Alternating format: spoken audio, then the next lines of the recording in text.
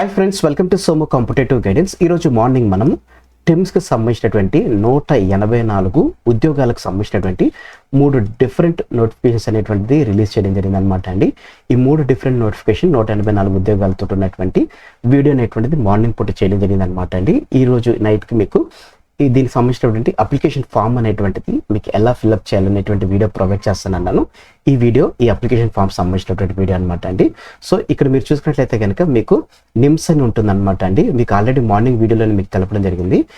TIMS సంబంధించినటువంటి ఏదైతే recruitment ఏదైతే చేస్తున్నారో ఈ రిక్రూట్మెంట్ అనేటువంటిది నిమ్స్ ఓరియంటేషన్గా చేస్తున్నట్లుగా మీకు ఆల్రెడీ మార్నింగ్ వీడియోలో మీకు తెలపడం జరిగింది అనమాట అండి. మీకు చూసుకున్నట్లయితే కనుక ఆల్రెడీ మార్నింగ్ వచ్చినటువంటి వీడియోలోనే మీకు తెలపడం జరిగింది. ఇక్కడ చూడండి, మీకు నిమ్స్ నుంచి మనకు రావడం జరిగింది, కాకపోతే ఇక్కడ టిమ్స్కి సంబంధించినటువంటి వేయడం జరిగింది అనమాట. సో ఈ రకంగా మీరు ఇప్పుడు చూసినటువంటి ఈ నిమ్స్ అని ఉన్నా కానీ మీరు అప్లై చేసుకునేది టిమ్స్కి సంబంధించినటువంటి దాని అనమాట అండి. మీకు సంబంధించినటువంటి ఇంటర్వ్యూ కానీ సెలెక్షన్ ప్రాసెస్ అంతా మీకు నిమ్స్లోనే జరుగుతుంది అనమాట అండి. సో దానికి సంబంధించినటువంటి ఇన్ఫర్మేషన్ తోటి ఈ వీడియో అనేటువంటిది మేము ముందు తీసుకురావడం జరిగింది అనమాట అండి. ఇప్పుడు మనం అప్లికేషన్ ప్రాసెస్ అనేటువంటిది ఎలా చేయాలనేటువంటిది ఇప్పుడు మీకు చూపిస్తాను అనమాట అండి.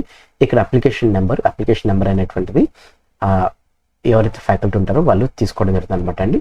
పోస్ట్ అప్లైడ్ ఫర్, మీరు ఏ పోస్ట్కి అప్లై చేస్తున్నారు? ప్రొఫెసర్ పోస్ట్కి అప్లై చేస్తున్నారా, లేకపోతే అడ్మినిస్ట్రేటివ్ పోస్ట్ సంబంధించిన అప్లై చేస్తున్నారా, లేకపోతే మీకున్నటువంటి మిగతా పోస్టులు ఏవైతే ఉన్నాయో ఈ పోస్ట్ సంబంధించిన అప్లై చేస్తున్నారా, దేనికి అప్లై చేస్తున్నారా అనేటువంటిది మీరు ఇక్కడ రాయాలన్నమాట అండి. ఇక్కడ మీరు ఏ పోస్ట్కి అప్లై చేస్తున్నారో అది ఇక్కడ మీరు రాయాలన్నమాట అండి. సో ఇక్కడ మీరు రాసేసిన తర్వాత ఇక్కడ మీ యొక్క ఫోటోగ్రాఫ్ అనేటువంటిది ఫిక్స్ చేయాలన్నమాట అండి. లేటెస్ట్ ఫోటోగ్రాఫ్ అనేది ఫిక్స్ చేయాలి. స్పెషాలిటీ లేకపోతే డిపార్ట్మెంట్, ఏ డిపార్ట్మెంట్ సంబంధించినటువంటి అనేటువంటిది ఇక్కడ మీరు రాయాలన్నమాట అండి. ఆ డిపార్ట్మెంట్ ఏ డిపార్ట్మెంట్ సంబంధించినటువంటిది అనేటువంటిది అడ్మినిస్ట్రేటివ్ డిపార్ట్మెంట్ కాబట్టి అడ్మిన్ సంబంధించినటువంటి అండి. లేకపోతే మీకు ఇచ్చినటువంటి పోస్ట్లోనే ఏ డిపార్ట్మెంట్ అనేటువంటిది కూడా మీకు ఇవ్వడం జరుగుతుంది అనమాట అండి. లీగల్ పోస్ట్ ఆఫీసర్ ఇట్లా మనకి ఏ డిపార్ట్మెంట్ సంబంధించినటువంటిది కూడా ఇక్కడ మనకి పొందుపరచడం జరిగింది అనమాట అండి. సో దాన్ని మీరు రాసుకోవాలన్నమాట. తర్వాత మీ ఫుల్ నేమ్ అనేటువంటిది ఇవ్వాలన్నమాట అండి. మీ ఫుల్ నేమ్ అనేటువంటిది మీరు ఎంటర్ చేయాలి యాజ్ పర్ ద సర్టిఫికేట్స్. ఈ సర్టిఫికేట్స్ ఎలా అయితే ఉన్నాయో సేమ్ అలానే మీ యొక్క ఫుల్ నేమ్ అనేటువంటిది ఉండాలి. నెక్స్ట్ మీ ఫాదర్ నేమ్ అనేటువంటిది కూడా ఇక్కడ మీరు ఎంటర్ చేయాలి. నెక్స్ట్ మీకు ఒక స్పౌస్ ఉంటే కనుక స్పౌస్ నేమ్ అనేటువంటిది మీరు ఇక్కడ రాయాలన్నమాట అండి. స్పౌస్ లేకపోతే స్పౌస్ అవసరం లేదు.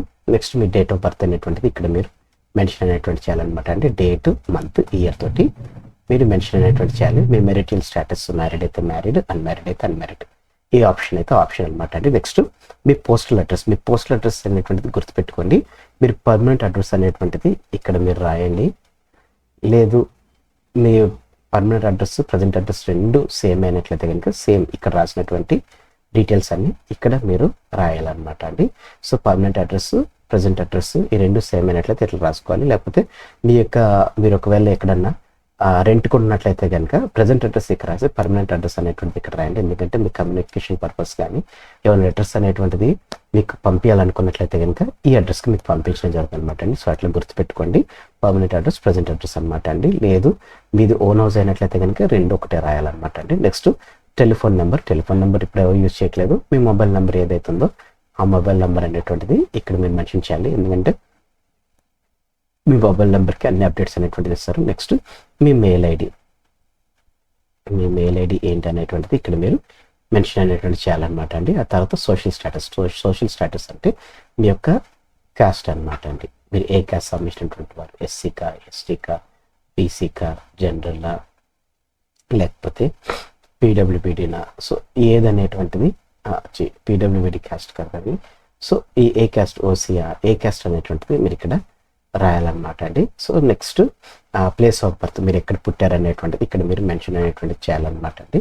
నెక్స్ట్ మీరు ఫస్ట్ క్లాస్ నుంచి 7th క్లాస్ వరకు 10th క్లాస్ వరకు ఎక్కడ చదువుకున్నారనేటువంటిది, మీ స్కూల్ ఏ స్కూల్ అయితే ఆ స్కూల్ పేరు ఇక్కడ రాయాలి. ఆ స్కూల్ ఉన్నటువంటి ఏరియా ఏంటి అనేటువంటిది ఇక్కడ రాయాలి. ఒకవేళ అన్నిటికీ ఒకటే ఉన్నట్లయితే కనుక ఫస్ట్ నుంచి 10th క్లాస్ వరకు ఒకటే చదువుకున్నట్లయితే కనుక సేమ్ ఇక్కడ వరకు మీరు ఫిల్ చేసేసేయాలి. లేదు చేంజ్ అవుతున్నట్లయితే కనుక స్కూల్ ఆ ప్లేస్ అనేటువంటిది మీరు చేంజ్ చేయాలన్నమాట అండి. సో ఈ రకంగా మనకి టోటల్గా ఉంటుందన్నమాట అండి. నెక్స్ట్ ఇక్కడ మీరు చూసుకున్నట్లయితే కనుక 12th వచ్చేసి examination passed including post graduate enclose xerox copies, అంటే మీరు ఏవైతే రాస్తున్నారో వాటన్నిటికి సంబంధించినటువంటి జిరాక్స్ కాపీస్ అనేటువంటిది తీయాలి. ఈ డిగ్రీకి సంబంధించినటువంటిది కూడా జిరాక్స్ కాపీస్ అనేటువంటిది తీయాలన్నమాట. మీరు ఎంబీబీఎస్ ఎక్కడ చేశారు, name of the college, university, month and year of passing, MCA recognition, permanent medical registration, next class division, distinct prize ఏదైనా వచ్చినట్లయితే కనుక దానికి సంబంధించిన డీటెయిల్స్ అనేటువంటి తీయాలి. పోస్ట్ గ్రాడ్యుయేషన్ మీరు ఏ కాలేజ్లో చేశారు దానికి సంబంధించినటువంటి మంత్ అండ్ ఇయర్, ఎంసీఐ దానికి సంబంధించిన డీటెయిల్స్ అనమాట అండి. డిఎండిబి డ్యూరేషన్ ఆఫ్ కోర్స్ అనేటువంటిది మీరు ఇక్కడ రాయాలి. ఇంకా ఏదైనా కోర్స్ ఉన్నట్లయితే కనుక ఆ కోర్స్ సంబంధించిన డీటెయిల్స్ అనేటువంటిది ఇచ్చినటువంటి బ్లాక్స్లో మీరు ప్రొవైడ్ చేసుకోవాలన్నమాట అండి. సో దీన్ని బట్టి మీ యొక్క పూర్తి మీ ఏదైతే ఎడ్యుకేషన్ క్వాలిఫికేషన్ ఉన్నాయో ఇవన్నీ ఉంటాయి అనమాట. గుర్తుపెట్టుకోండి, మీరు ఏదైతే ఇక్కడ రాస్తున్నారో దీనికి సంబంధించినటువంటి జిరాక్స్ కాపీ అనేటువంటిది కంపల్సరీ ఉండాలన్నమాట అండి. ఏదైతే రాస్తున్నారో దానికి సంబంధించిన జిరాక్స్ కాపీస్ అనేటువంటిది ఉండాలన్నమాట. దాన్ని మీరు ప్రొవైడ్ చేయాలన్నమాట అండి. ఇక్కడ చూడండి, డిఎన్బి అంటే the bed strength and single or multi speciality hospital అనమాట అండి. ఎక్స్పీరియన్సింగ్ అనేటువంటిది కూడా ఇక్కడ అడగడం జరిగింది అనమాట అండి. సో దాన్ని బట్టి మీరు రాసుకోవాలన్నమాట.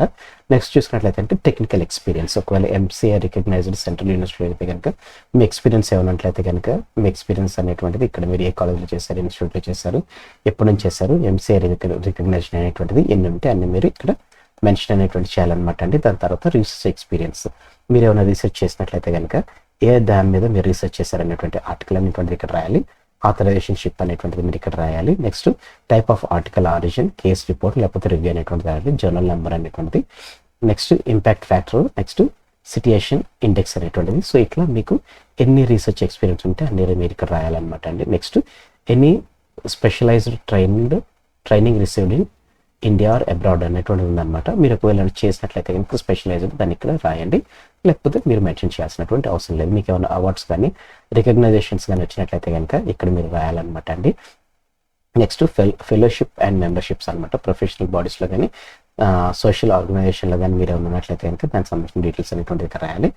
Number of papers presented, state conference, national conference, international కాన్ఫరెన్స్లో మీరు ఏమన్నా పేపర్స్ అనేటువంటిది ప్రజెంట్ చేసినట్లయితే కనుక దాన్ని ఇక్కడ మీరు మెన్షన్ అనేటువంటి చేయాలన్నమాట అండి. నెక్స్ట్ 19th వచ్చేసి ఆర్ యూ ఎంప్లాయిడ్ కరెంట్లీ, అంటే ఇప్పుడు మీరు కరెక్ట్గా ఉన్నారా, ఎంప్లాయిడ్గా ఉన్నట్లయితే కనుక ఎస్ అయితే ఎస్ అని చేయండి. NOC from the employer, NOC మీరు చేస్తున్న దగ్గర నుంచి ఎన్ఓసి అనేటువంటి తీసుకోవాలి. ఉంటే కనుక ఎస్ అయితే ఎస్, నో అయితే అనమాట అండి. ఆర్ యూ గవర్నమెంట్ సర్వెంట్ అనేటువంటిది అడుగుతారనమాట. ఎస్ అయితే ఎస్, లేకపోతే ఎంటైటిల్ పెన్షన్ అనేటువంటిది ఇక్కడ మనం వేయాలన్నమాట అండి. If yes you will give up your status before joining the institution. ఒకవేళ అంటే గవర్నమెంట్ సర్వెంట్ అయినట్లయితే కనుక దానికి సంబంధించినటువంటి స్టేటస్ అనేటువంటి మనం వేయాలన్నమాట అండి. Monthly enrolment being drawn at present, ఇప్పుడు ఒకవేళ మీరు చేస్తున్నట్లయితే కనుక ప్రస్తుతానికి మీరు ఎంత ఎన్రోల్మెంట్ అంటే శాలరీ అనేటువంటిది డ్రా చేస్తున్నారు అనేటువంటిది వేయాలన్నమాట అండి. Notice required for joining services if selected, notice required కావాలని చెప్పేసి అడుగుతున్నారు. ఎస్ అయితే ఎస్, నో అవుతున్నాను అనమాట అండి. State regional languages or languages known అనేటువంటిది read write to speak also అనేటువంటిది మీకు ఏవైతే వస్తాయో ఆ లాంగ్వేజెస్ అనేటువంటిది మీరు ఇక్కడ మెన్షన్ అనేటువంటిది చేయాలన్నమాట అండి. మీ యొక్క పాన్ నెంబర్ ఏదైతే ఉంటుందో పాన్ నెంబర్, ఇంకేమైనా అదర్స్ ఏమైనా ఉన్నట్లయితే కనుక వాటిని కూడా ఇచ్చేసి ఇక్కడ మీ సిగ్నేచర్ అనేటువంటిది మీరు చేసినట్లయితే కనుక మీ అప్లికేషన్ ఫామ్ అనేటువంటిది ఫిల్ అయిపోతుంది అనమాట అండి. అయితే ఈ అప్లికేషన్ తీసుకునేటప్పుడు మీరు గుర్తుపెట్టుకోండి, డీడీ అనేటువంటి తీసుకోవాలన్నమాట అండి. ఏ కేటగిరీ వారు దానికి సంబంధించినటువంటి డీడీ అనేటువంటి తీసుకోవాలి. డీడీ అనేటువంటిది ఏ పేరు మీద తీసుకోవాలనేటువంటిది ఇక్కడ మీకు మెన్షన్ అనేటువంటి చేస్తారనమాట అండి. సో ఇక్కడ మీరు చూసుకున్నట్లయితే కనుక డీడీ అనేటువంటిది ఒకవేళ మీరు ఎస్సీ ఎస్టీ క్యాండిడేట్ అయితే కనుక 500 రూపీస్ అండి, లేకపోతే అదర్ దెన్ ఎస్సీ ఎస్టీ అయితే కనుక 1000 రూపీస్ అనమాట అండి. డీడీ వచ్చేసి ద డైరెక్టర్ నిమ్స్ అని చెప్పేసి మనం హైదరాబాద్ అనేటువంటి దాని మీద మనం తీసుకోవాలన్నమాట అండి. The director NIMS Hyderabad through IP building ground floor old building NIMS అనమాట అండి. సో దీని మీద మనం తీసుకుని తర్వాత మీ అప్లికేషన్ ప్రాసెస్ అనేటువంటిది మీరు స్టార్ట్ చేసుకోవాలన్నమాట అండి. సో ఇక్కడ మీ ఫోటో అనేటువంటిది ఫిక్స్ చేయాలన్నమాట. సో చూడండి, మీకు సంబంధించినటువంటి ఆన్లైన్ మీకు సంబంధించినటువంటి అప్లికేషన్ అనేటువంటి చూసుకున్నట్లయితే కనుక July 6th లోపు మనము ఈ అప్లికేషన్ అనేటువంటిది వాళ్ళకి సబ్మిట్ చేయాలన్నమాట అండి. అలాగనే మీ యొక్క డాక్యుమెంట్స్ ఏమేమి ఎన్క్లోజ్ చేయాలంటే మీ ఎస్ఎస్సి ఎడ్యుకేషన్ సర్టిఫికేట్స్ ఆల్రెడీ మీకు ఇందాక చెప్పాను, ఎక్స్పీరియన్స్ సర్టిఫికేట్స్, ఇంకా మీకు రిజిస్ట్రేషన్ సర్టిఫికేట్స్ ఏమైనా ఉన్నట్లయితే కనుక క్యాస్ట్ సర్టిఫికేట్, ఈడబ్ల్యూఎస్ వారు అయితే కనుక ఈడబ్ల్యూఎస్ సర్టిఫికేట్, డిసబిలిటీ వారు డిసబిలిటీ సర్టిఫికేట్, ఆల్రెడీ వర్క్ చేసినటువంటి వారు ఎన్ఓసి సర్టిఫికేట్, ఇంకా ఏదైనా అదర్ సపోర్టింగ్ డాక్యుమెంట్స్ ఏమైనా ఉన్నట్లయితే కనుక ఈ డాక్యుమెంట్స్ అనేటువంటివి మీరు అన్ని ఇచ్చేసేయాలని చెప్పేసి తెలపడం జరిగేది అనమాట అండి. సో దాని తర్వాత మీకు ఇంటర్వ్యూ సెషన్ అనేటువంటిది కండక్ట్ చేస్తారనమాట అండి. ఇంటర్వ్యూ సెషన్ తర్వాత మీకు పోస్టింగ్ అనేటువంటిది ఇవ్వడం జరుగుతుంది అనమాట అండి. సో ఈ రకంగా మనకు నోటిఫికేషన్ అనేటువంటిది రావడం జరిగింది అనమాట అండి.